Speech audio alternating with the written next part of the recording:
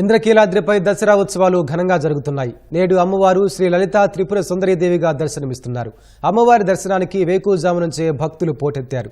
ఆదివారం సెలవు దినం కావడంతో పెద్ద ఎత్తున భక్తులు తరలివస్తున్నారు.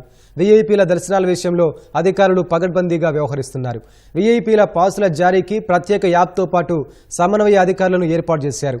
21 కేటగిరీల్లో వీఐపీ పాసుల జారీకి నిర్ణయం తీసుకున్నారు. వీఐపీల సొంత వాహనాలను కొండపైకి అనుమతించలేమని అధికారులు స్పష్టం చేశారు. దేవస్థానం ఏర్పాటు చేసిన ప్రత్యేక వాహనంలో కొండపైకి రావాలని విజ్ఞప్తి చేశారు.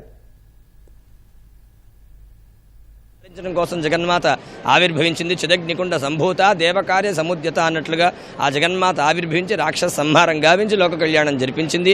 ఈ సృష్టి నడవాలంటే ప్రధానంగా 5 క్రియలు మనకు ఉండాలి. ప్రధానమైనవి సృష్టి, స్థితి, లయ, తిరోధానము, అనుగ్రహము. ఈ 5 తత్వములను తన ఆసనంగా ధరించింది జగన్మాత. అమ్మవారిని మనం గమనించినట్లయితే ఒక సింహాసనం పైన కూర్చున్నట్లు కనబడుతుంది. ఏ ఆసనంకైనా 4 కోళ్ళుంటాయి. 4 కోళ్ళ దగ్గర 4 దేవతా స్వరూపులు బ్రహ్మ, విష్ణు, రుద్ర, ఈశ్వరుడు, పైన పరమేశ్వరుడు పడుకున్నట్లు కనబడతారు.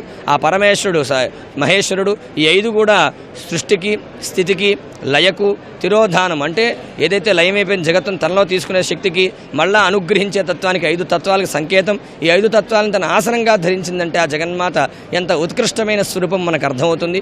అదేవిధంగా అమ్మవారికి అటు ఇటు వాణి, లక్ష్మి, వింధ్యామరులు వీస్తూ ఉన్నాయి. సహజంగా లోకంలో అందరూ మనం కోరుకునేది ఏమిటంటే విద్య వల్ల జ్ఞానము, సంపద వల్ల సౌఖ్యములు. ఆ 2 అనుగ్రహించే స్వరూపములు అమ్మవారికి వింధ్యామరులు వీస్తూ ఉంటే ఆ లలితా త్రిపుర సుందరి స్వరూపం ఎంత ఉత్కృష్టమైన గొప్పదైన స్వరూపమో మనకు అర్థమవుతూ ఉంటుంది.